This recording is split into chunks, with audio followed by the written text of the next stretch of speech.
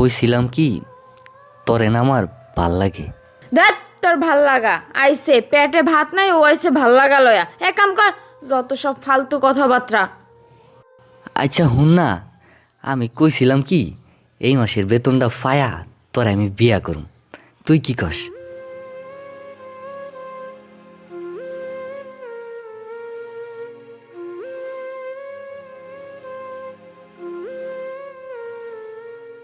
তোরে যে আমি ভালোবাসি তুই বুঝলি না। কিরে তোর আর দুইটা ফিসির ফিসির করস কে? কাম থুইয়া তাড়াতাড়ি কাম কর। দেখছস তোর লাগে কতগুলা কথা শুনে গেল, কাম থুই এই যে ভাই ফিসি ফিসি করতেছিস, কাম কর। তত সব আইসে ভালোবাসার কত লয়া, পরে ইটের বাটায় কাজ আর বড় বড় কথা ভালোবাসা মারাইতে আইছে।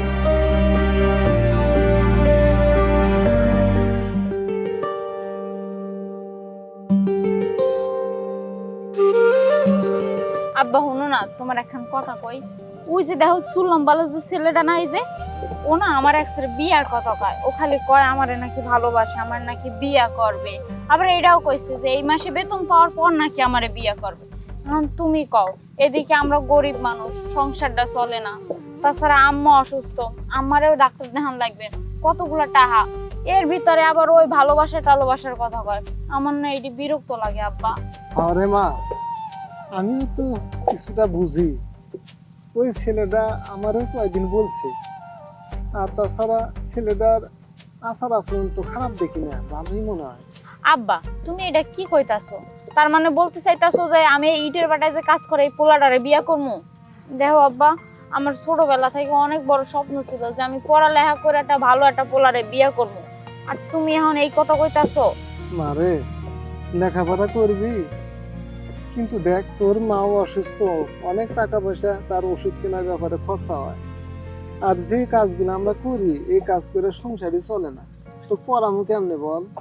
তুই এক কাজ কর, ছেলেটা আমার থেকে ভালো মনে হয়, কাজে ও বিয়ে করে না। আব্বা তুমি ঘুরে ফিরে খালি এই একই কথা কইতাছো। থাও তো তুমি, হ্যাঁ তোমার লাগে কথা কইতে আওয়াটাই আমার বৃথা। খালি আইসো ওই পোলারে বিয়া করবে, হান করবে।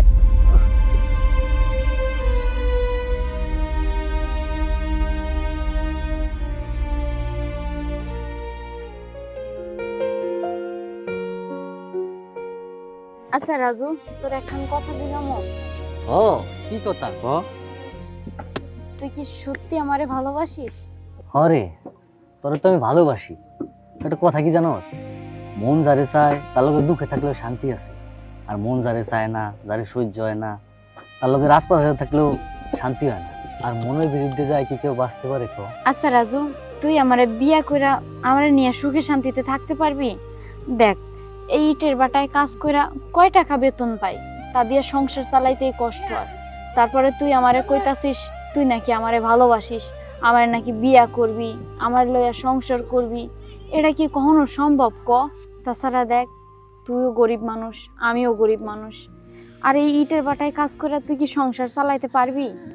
তুই চিন্তা করিস না, তোর লগে আমার বিয়ে হইলে আমি ইটের বাটায় কাম করবো আর তুই বাসায় থাকবি, তোর আর এখানে কাম করতে হইব না। আচ্ছা ঠিক আছে, সামনে তো আমার পরীক্ষা, আমার পরীক্ষা শেষ হইলে আমি তোরে বিয়া করুম, ঠিক আছে?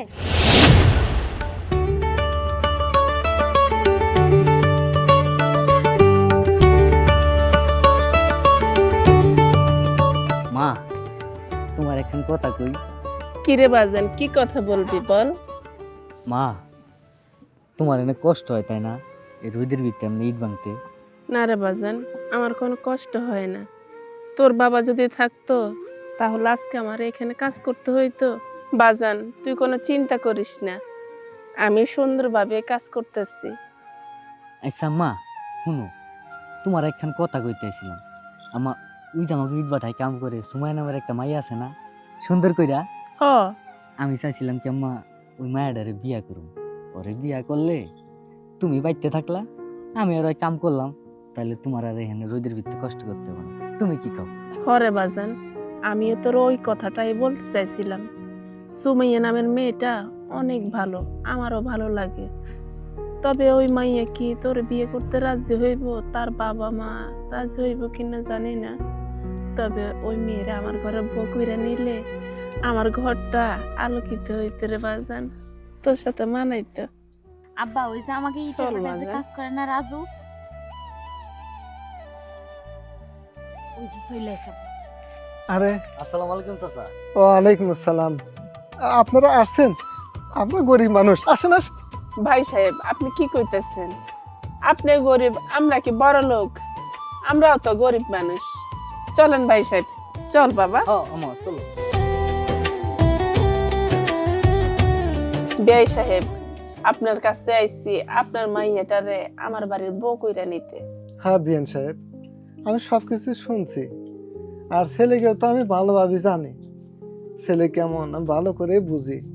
তো দেখেন না বিয়ান সাহেব, এমনই গরিব হয়েছি যে কোনো আত্মীয় স্বজন আসলে যে চেয়ারে বসতে দেবো, সেই চেয়ারটা পর্যন্ত কিনতে পারি নাই।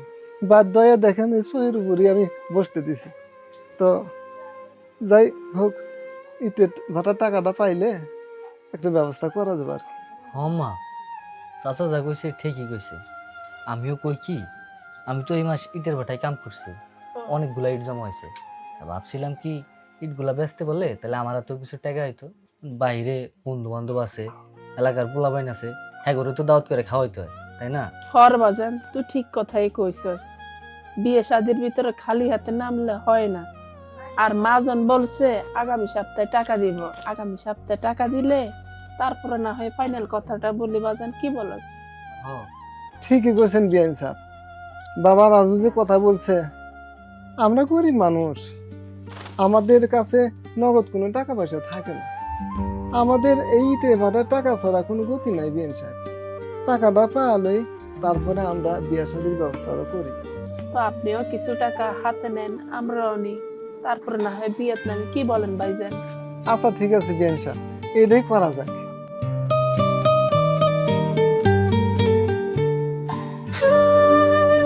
আচ্ছা আমরা বিয়ার পর একটা গরু কিনবো, ঠিক আছে? ধরো আমাকে যখন সংসারে অভাব হইব তখন আমরা গরুটার দুধ বিক্রি করে আর সংসার চালাম। তুমি কি কও? ও তুমি ঠিকই কইছো। এমনি বাটায় কাজ করে আর কয়দিন, গরু দুধ দিব, এই দুধ বিক্রি করে পরে মনে করে যে সংসার চালাইলাম তুমি আর আমি। আচ্ছা আমার মনে হয় আমার পরীক্ষাটা আর বেশি দিন নেই, বুঝছো? পরীক্ষাটা দিয়া ভালো একটা রেজাল্ট করতে যদি পারি তাইলে একটা চাকরি বাকরি করতে পারবো নাকি? তুমি কি কও? হ্যাঁ ঠিক কইছো। আচ্ছা চলো, ওই আমাদের সামনে একটা জমি আছে, তোমার ওখান থেকে ঘুরাই নিয়ে আহি। চলো আচ্ছা চলো, তোমার এলাকাতে তো কখনো আহি নাই, দেখে আই। আসো। চলো।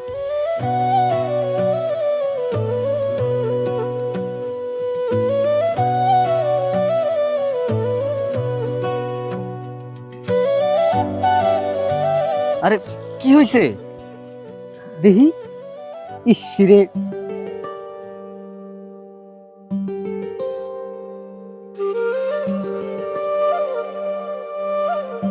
দেখা চলাফেরা করতে পারো না, কতখানি রক্ত বেরিতেছে দেখি।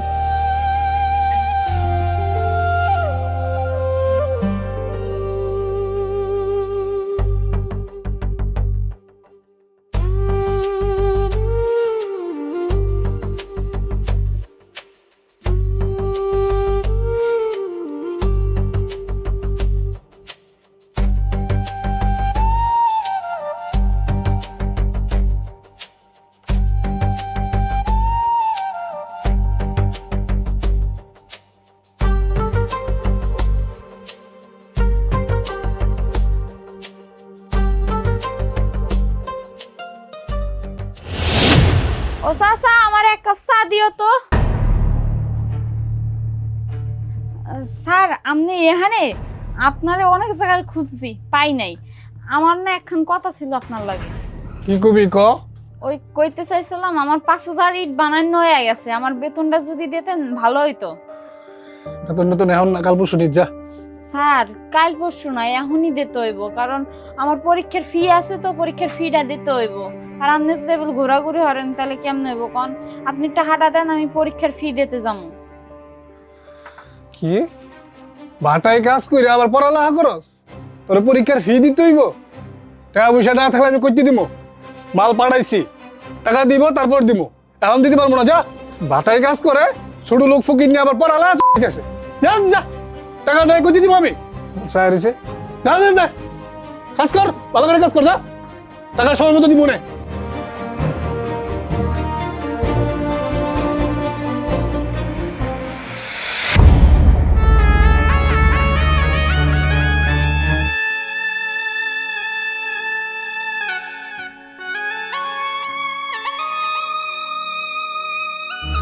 আব্বা, এখন আমাকে কি হইবে আব্বা?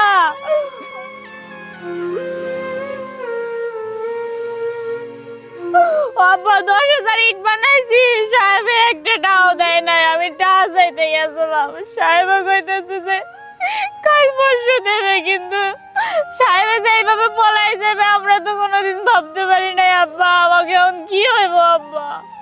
ও আব্বা, আম্মা তো হসপিটালে ভর্তি, আম্মারে কেমনে ছাড়াই আনবো আব্বা?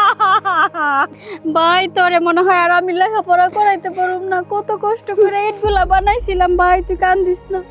বাজান রে, ভাবছিলাম এবার ঘরটা একটু ঠিক করব, কিন্তু এভাবে যে সবকিছু নষ্ট হয়ে যাবে তা তো ভাবি নাই রে বাজান।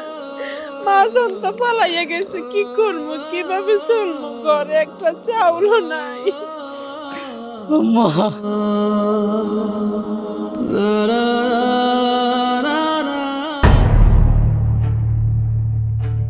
ইটের বাটা ইয়ে করো, গাড়ি দিয়ে ডলা দাও। সাহেব, ও সাহেব, সাহেব আপনার দুটো পায়ে ধরি। আরে, আরে। সাহেব আমাকে এত বড় সর্বনাশ করেন না সাহেব। সাহেব আমরা অনেকগুলো টাকা পাই, আমাকে সারা মাসের টাকা ইটের ভিতরে আটকা পড়ে রয়েছে সাহেব। সাহেব আপনি গাড়ি ঘুরি দিয়ে এইগুলো ভাঙিয়ে দিয়েন না সাহেব, আপনার দুটো পায়ে ধরি সাহেব। আপনি যদি এমন করেন আমরা কেমনে বাঁচবো কর? আচ্ছা আচ্ছা, আপনারা অন্য কাজ করে খেতে পারেন না?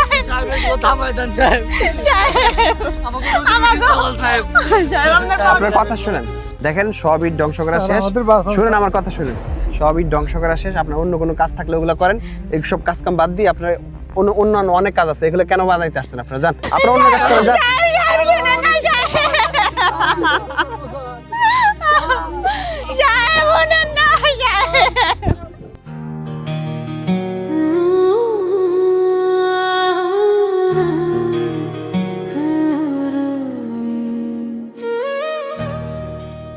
আমি আমার এই জীবন রাখবো না। হে আল্লাহ, আমি এখন কি করব? আমার মায়ের চিকিৎসার খরচ, আমার পড়ালেখার খরচ, আমি কেমনে কি করব?